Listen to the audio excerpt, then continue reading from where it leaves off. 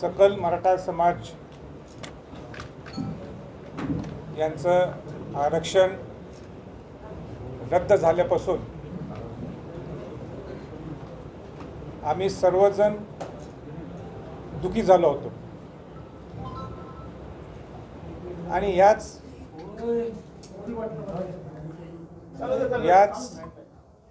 वेळी सरकारमधले लोक असतील किंबहुना जे विरोधी पक्षातले लोक असतील यांनी एकमेकांच्यावर ताशारे उडवायला सुरुवात केली होती। मी अस्वस्थ झालो आणि समाज अस्वस्थ झाला, कारण का आम्हाला पर्याय पाहिजे होता। तुम्ही काय भांडता त्यात आम्हाला काही घेणं देणं नव्हतं, कारण का जे सत्तेत आहेत त्यांना वाटलं की मागच्या सरकारने जो कायदा केलेला आहे हा फुल प्रूफ कायदा नव्हता आणि विरोधी पक्षातल्या नेत्यांना वाटलं की जे मांडणी वकिलांनी करायला पाहिजे होती ती काही बरोबर झाली नाही। पण ह्याच दोघांच्या ह्याच्यात समाजाला काही मिळणार नव्हतं आणि म्हणून सकल मराठा समाजाच्या राज्याच्या लोकांनी ठरवलं की आम्हाला पर्याय काय किंवा सोल्युशन काय ह्याच्यावर चर्चा होणं गरजेचं आहे। समाजाने आपली भावना 58 मोर्चाच्या माध्यमातून दाखवून दिलेली आहे। समाजाने ज्या काय त्यावेळीच्या मागण्या असतील त्यावेळी सुद्धा त्यात त्यांनी बोलून दाखवलेले आहेत आणि परत एकदा समाजाला वेटीस धरून समाजाला रस्त्यावर आणायचं का आपण सर्वजणांनी?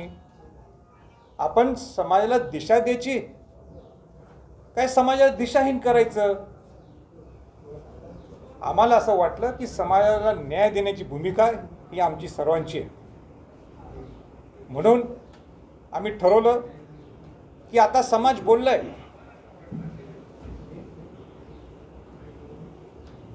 आम्ही बोललोय। आम्ही म्हणजे कोण? ज्यांनी समाजासाठी लढा उभा करण्यासाठी ज्यांनी अहोरात्र प्रेम केले ते म्हणजे समन्वयक असतील किंबहुना अनेक लोक असतील। आम्ही बोललोय। आता वेळ निश्चित आलेली आहे, कारण का हा विषय खऱ्या अर्थाने न्यायालयातला आणि सरकार दरबारीतला विषय असेल, राज्यातला असेल किंबहुना सेंटरचा असेल, म्हणून लोकप्रतिनिधींनी बोलावं आणि म्हणून आम्ही 2 मुक आंदोलन किंबहुना 5 मुक आंदोलन जाहीर केले। कोल्हापूर, नाशिक, रायगड, अमरावती आणि संभाजीनगर।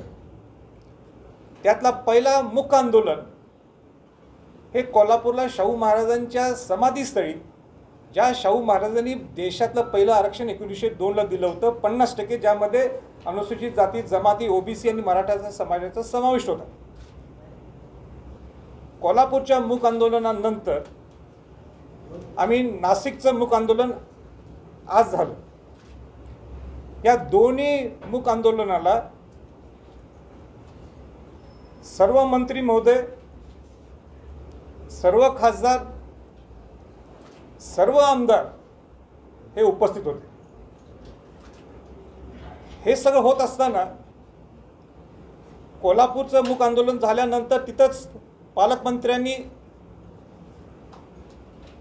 आणि तिथले कॅबिनेट मंत्री नामदार मुश्रीफ यांनी जाहीरपणाने आपल्या भाषणात सांगितलं की सरकार आपल्याला निमंत्रित करते लवकरच्या लवकर।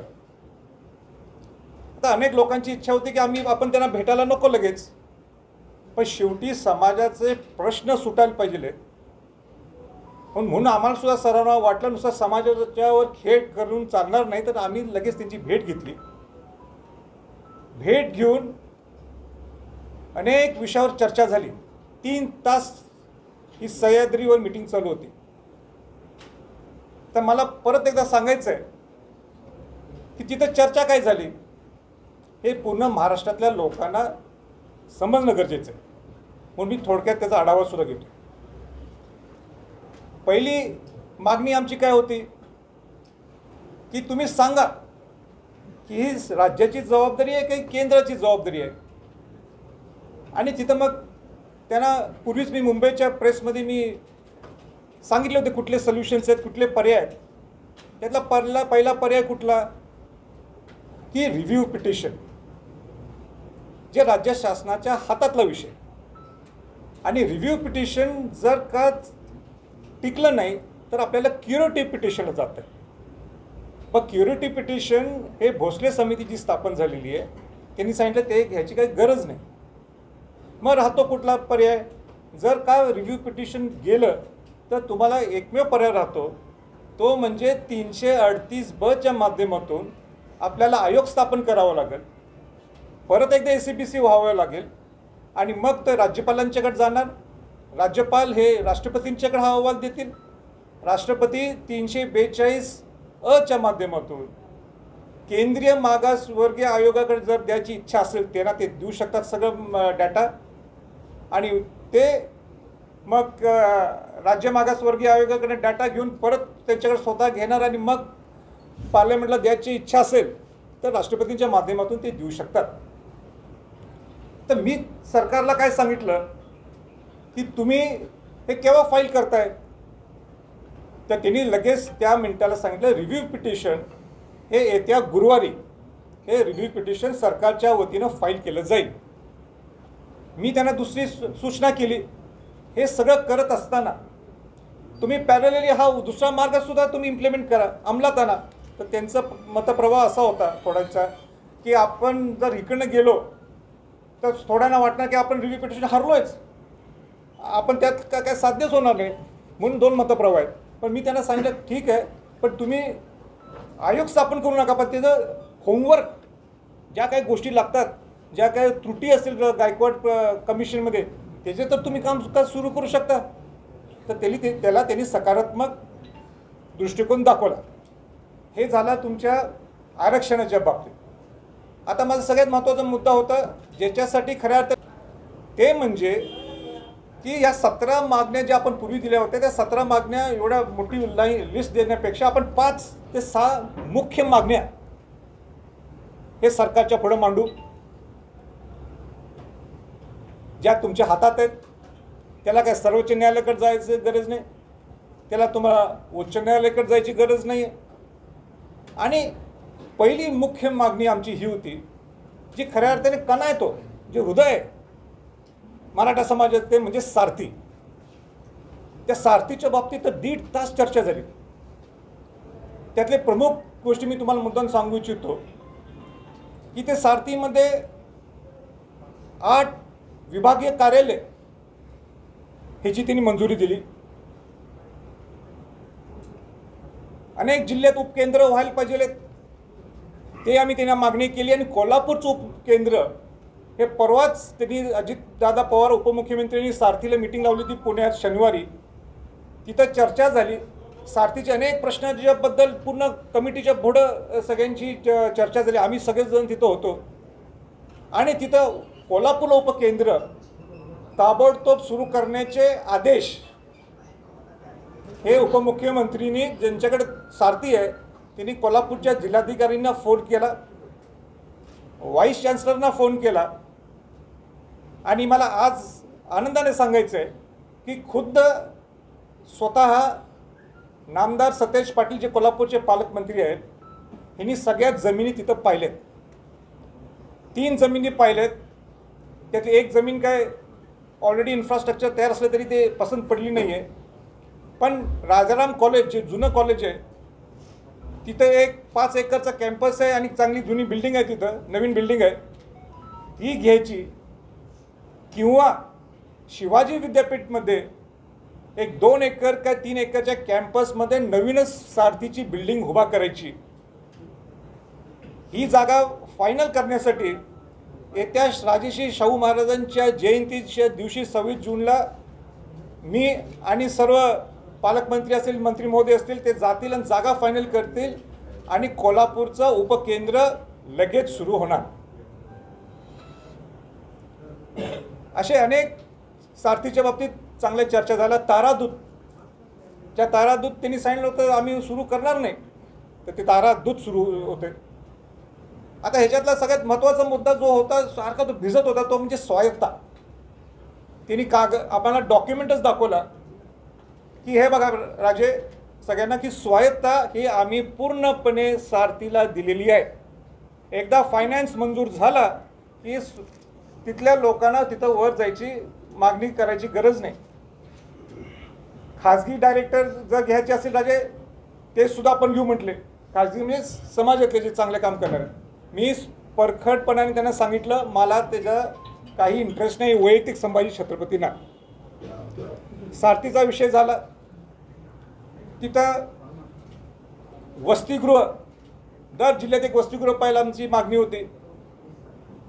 त्या 36 जिल्ह्यात 23 वसतिगृहामध्ये कुठं कुठं जागा आहे किंबहुना जागा नसली तर बिल्डिंग आहे ह्याची लिस्ट काढलेली आहे 23 जिल्ह्यांची.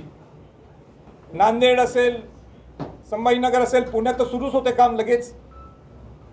ठाणे असेल असे 23 जिल्ह्यांची लिस्ट त्यांनी आपल्यासमोर तिथं ठेवली. हा दुसरा मुद्दा.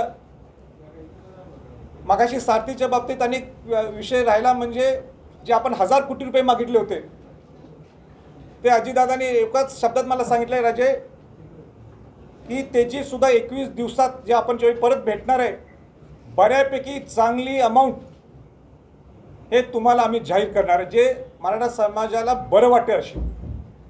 म्हणून मी आज तो आकडा मी सांगण्यापेक्षा ते स्वतः ते सांगतील. तिसरा विषय होता की अण्णासाहेब पाटील आर्थिक महामंडळ.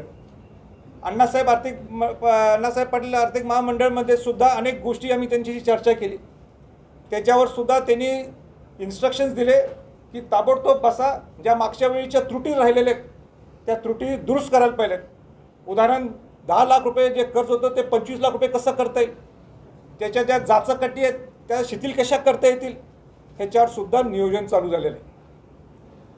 चौथा जे मागासवर्गीय म्हणण्यापेक्षा ओबीसीना ज्या सवलती मिळतात शिक्षणात त्यासुद्धा सवलती आपल्या मराठा समाजाला मिळावेत त्याच्यासाठी वर्किंग सुरू झालेलं आहे.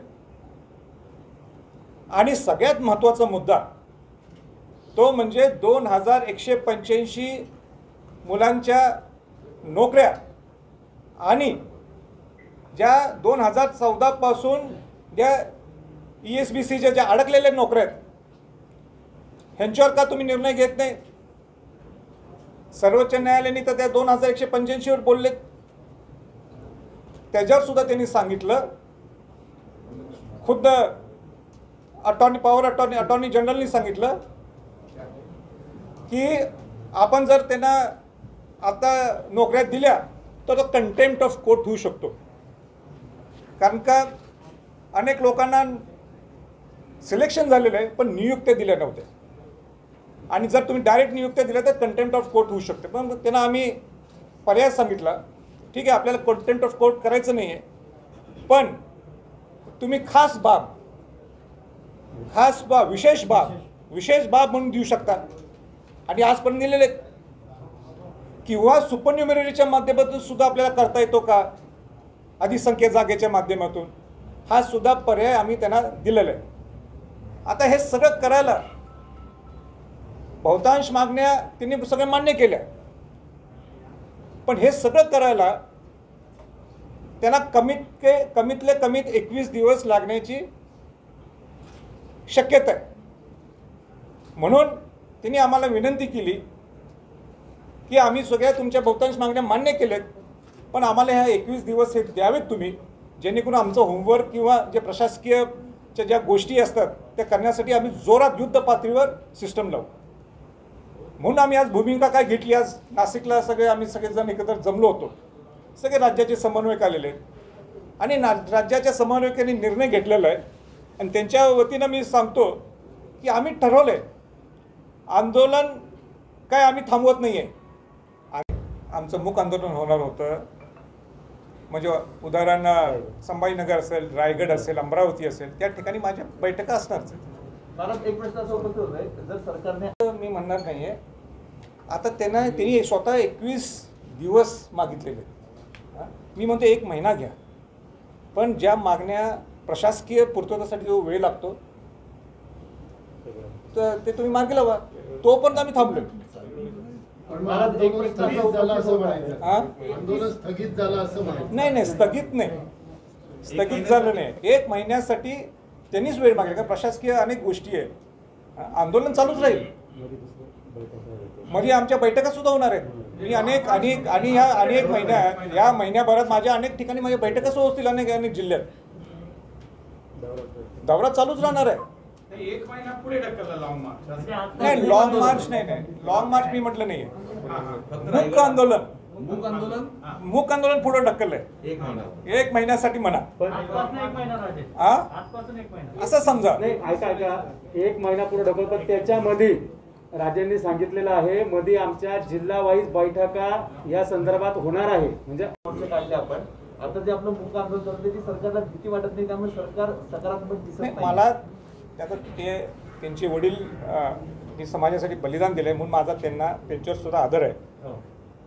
पण मला त्यांनी सांगावं 58 मोर्चे शासनाने आपले समाजाने काढले. ते सुद्धा होते, आम्ही सुद्धा होतो. आपण आपल्या भावना ते व्यक्त केल्यात. बरं त्या समाजाच्या रस्त्यावर आणायचं. मला एक सांगा, दगडफेक, ते बस फोड, काय परिस्थिती आहे की आता परत समाजाला आणायचं? समाजाला काय वेटीस धरताय तुम्ही? आणि विषय कोणाच्या हातात आहे? सरकारच्या हातातले विषय आहेत. आता लोकांनी आपल्या भावना व्यक्त केल्यात. केसेस झाल्या तर कोणाच्या नावाने केसेस होणार आहेत? अजून केसेस क्लिअर झाले नाहीत म्हणून खेळ करायचा का लोकांच्यावर? आपण माझी विनंती राहणार आहे ना, ते अण्णासाहेब पाटलांची चिरंजीव आहेत. एका कुठल्या पक्षाचा अजेंडा घेऊन त्यांनी जाऊ नये. त्यांनी समाजाचा अजेंडा घेऊन जायला पाहिजे पुढं. माझी विनंती राहील त्यांना. मी बाकीचे कोणाच्याबद्दल बोलणार नाही, पण त्यांच्याबद्दल मला निश्चित सांगायचं आहे. मी त्यांना ते अण्णासाहेब पाटलांचे चिरंजीव असल्यामुळं तुम्ही समाजाची बाजू घ्या. उगाच समाजाला वेठीस धरू नका, उग्र आंदोलन करू नका. तुम्हाला आता ह्या जर गोष्टी साध्य होत असतील तर तुम्ही ह्या माझ्यावर नको, माझ्यावर राहून दे, पण ह्या समन्वयकांच्यावर या ना, या समाजाच्यावर या, अशी माझी त्यांना विनंती आहे. महाराज माझं 1 मिनिट ऐका आता ह्या विषयावरती. कुठलं नाही तुम्ही एक लक्षात घ्या. कोल्हापूरमध्ये मूक आंदोलन झालं. कोल्हापूरमध्ये मूक आंदोलन झाल्यानंतर त्यांनी आपल्याला विनंती केली मुंबईला. आंदोलन झाल्यानंतर सारथीची मिटिंग झाली. आंदोलन नाही, आपली मुंबईची मिटिंग झाल्यानंतर सारथीची मिटिंग झाली. सारथीची मिटिंग झाल्यानंतर मी तिथं डिक्लेअर काय केलं की शेवटी निर्णय मी एकटा घेऊ शकत नाही ना. आज नाशिकला मूक आंदोलनाच्या माध्यमातून सगळे राज्याचे समन्वयक येणार होते. आज सुद्धा सकाळी मी का बोलू शकलो नाही, कारण का समन्वयकांची सगळी चर्चा झाली, चर्चा विनिमय झाला आणि सगळ्यांच्या वतीनं हा निर्णय त्यांनी घेतला की आपण पुढं ढकललेलं आहे, आंदोलन बंद केलेलं नाही. तुम्ही ज्या सर्व मागण्या सांगितल्या ह्या सर्व मागण्या तुम्ही 57 मोर्चा नाही, हे बघा, मागच्या 58 मोर्चेच्या माध्यमातून ह्याच मागण्या होत्या बऱ्यापैकी. पूर्ण झाल्या नाही. त्या पूर्ण झाल्या नाही, पूर्ण झाल्या नाहीये म्हणून हा विषय आलेला आहे. आता कोण कोणी चुका केल्यात, कोणी बरोबर आहे हे मला त्यात पडायचं नाही आहे. म्हणून मी सांगितलं, मी अस्वस्थ झालो. ही भूमिका का घ्यावी लागली? का समाज दुखी आहे. मी असो शिवाजी महाराज शाहूंचा वंशज आहे म्हणून मी अस्वस्थ असलं, मी ही भूमिका घेतली. असं आम्हाला बघा आंदोलन करायचं असलं असतं मला सोपं होतं सगळं टाळायचं. नाही बघा, तुम्हाला नुसतं एका पक्षावर बोलायचं आहे का? मग कशाला बोलतंय ना? मला बघा, नाही मला जर तुम्हाला नुसतं तेच घुमून बोलायचं असलं तर मला सांगा, मी समाजाला विटीस धरू शकत नाही. आज मला तुम्ही एक सांगा, उग्र आंदोलन मला करायला सोपं आहे का नाही? अहो, संभाजीराजेंनी शिवाजी महाराजांचा वंश जर एक हाक मारला, दुसऱ्या मिनिटाला उग्र आंदोलन होऊ शकते. टाळ जाळ, ते बस तोडफोड कर, या घरात ह्याच्यासाठी माझा जन्म झालाय. किती दिवस समाजाला तुम्ही वेठीस धरणार? म्हणून समाजाला एक दिशा देण्यासाठी हे माझं काम आहे आणि त्या समाजाला दिशाहीन होऊ शकत नाही ह्याच्यासाठी माझा लढा आहे.